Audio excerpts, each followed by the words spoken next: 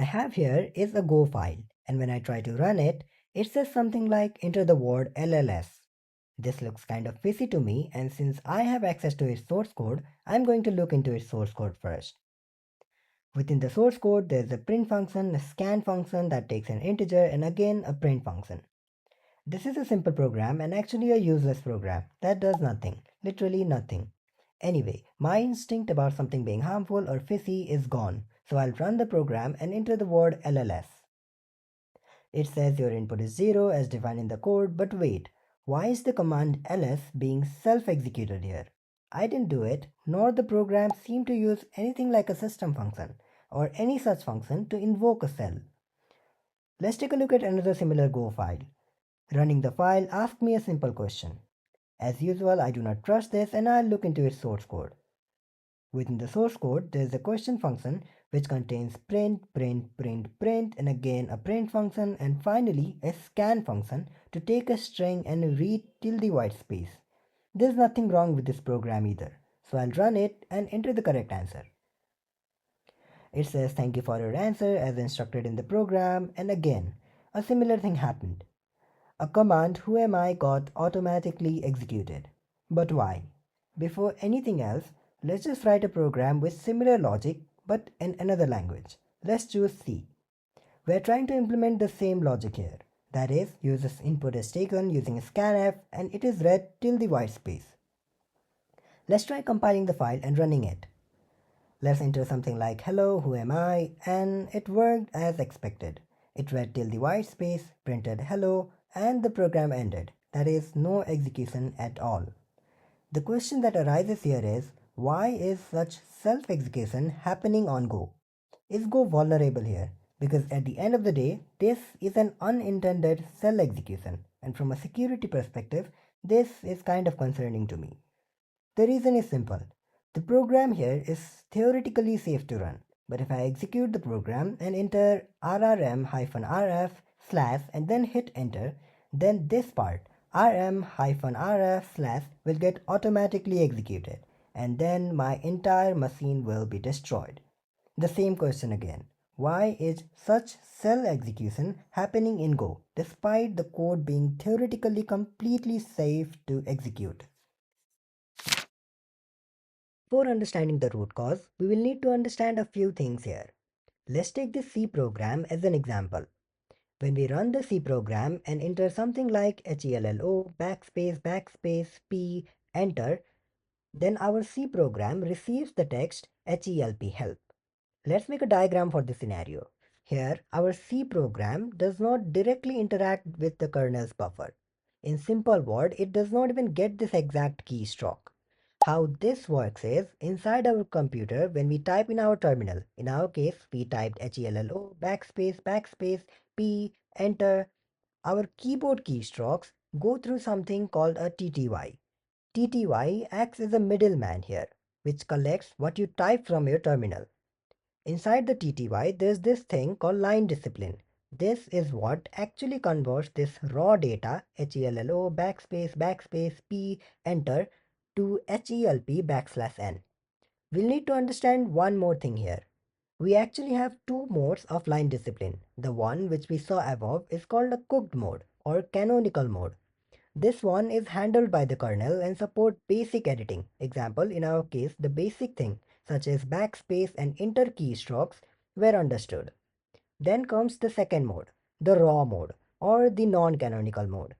This one handles advanced editing.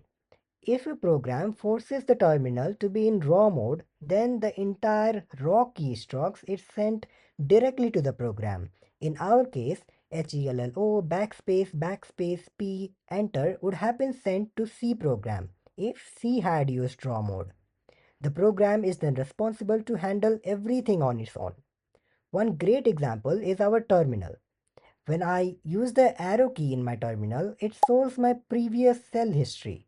But if I run the C program and then use the arrow key, it no longer shows the cell history. Rather, it shows the raw keystrokes. The reason is simple. When I run the C program, C forces the terminal to be in cooked mode, which does not support arrow key. And in case of terminal, when we open the terminal, it actually runs bash or ZSH. which actually forces the terminal to be in raw mode.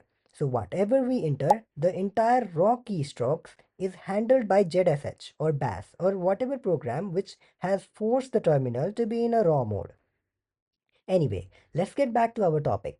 The line discipline inside our TTY now does the basic editing, and HELP \n is now sent to C's stdin's internal buffer. So where does this C's internal user buffer come from now? And what is it? When we run the C program, before the main function is called, the C runtime initializes the C environment. As a part of that C runtime, it set up stdin with an internal file structure and a buffer, which is initially empty. Just understand this as a place where data is stored from kernel's buffer and is pulled on demand. Something to note here is this data pulling process actually happens in chunks. That is, individual characters aren't pulled one after another. This is a low level read. C will use something like this to read the data from kernel and store it on its internal user space buffer. Now finally the scanf comes to the role. It will now read the data from the C's internal buffer. Let's take a look at one more important concept here. When we enter something like HELLO space WORLD and then hit enter, our TTY buffer will store that keystroke. Then line discipline will do the basic editing, and then the internal buffer will get those data in chunks. Now scanf will read till the white space and HELLO will be printed. Now, if the program ends, then the internal buffer will be destroyed. That is, this walled \n, which was stored on C's internal buffer, it will now be destroyed. If the program contains another scanf, then this part will be utilized. If the program doesn't and it ends, then whatever unused data C's internal buffer holds, it will be removed. We will not be looking into this part. I was actually planning on explaining how C's scanf internally works, but let's not do it, as it complicates things and it's not that important either. Now we'll come back to Go part. Conceptually, the process is almost the same. Almost. The difference here is how Go's fmt.Scan reads the data from the kernel's internal buffer. We will take this as an example. When we type HELLO space who am I and then hit enter, those keystroke goes through TTY and the line discipline edits it. What happens next is fmt.Scan reads from os.stdin, which under the hood uses the read syscall. On Unix, something like this to get the byte from the TTY buffer. Here, n actually means the number of byte we want, and in our case, it is 1. Meaning when fmt.Scan runs, it calls os.stdin, which runs syscall read 0 buff 1 to grab first character from the TTY buffer and make it available to fmt.Scan. This happens repeatedly. That is, Go is running read syscall again and again. When we reach the space part, it treats the space as a delimiter, stops scanning anything further, and the remaining byte remains on the TTY buffer itself. I don't know if this is the correct word, but Go isn't that greedy here. If Go only needs the word hello, it will only consume up to hello, and the remaining data is left on TTY buffer itself. In case of fmt.Scan, on the other hand, C takes data in chunks even though it will not utilize the full data. So what about the whoami \n part? The answer is it remains on kernel's input buffer. The problem here is when the program ends, the cell goes back to reading from TTY. Any unread byte like whoami \n are then read by the cell as if you just typed them.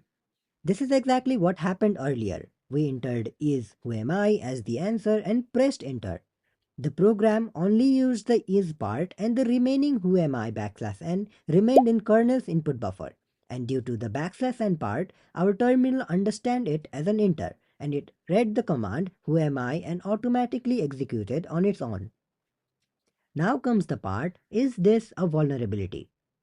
Theoretically looking, executing this program should be completely safe, but as we know, it isn't actually safe. To be honest, Go's fmt.Scan reading and asking bytes one by one from kernel's buffer looks like a feature to me. and it is indeed possible to fix this. We can use buffio.reader to force os.stdin to read until it encounters a new line, that is, until \n. But doing so will obviously break the feature entirely, if Go considered this as a feature. One GitHub issue that talks about a similar thing. This guy called Daniel says it appears that reading from stdin is not handled in the same way the C is. He shows a scenario where he enters 1 space 2 in a C program which consumes 1, and then he tries to compare it with Go. In Go program, he enters 1 space 2, 1 is consumed by his program and 2 is considered as a command. He further writes, as you can see, the additional integer entered is used as a next command in Go implementation, but not in C implementation.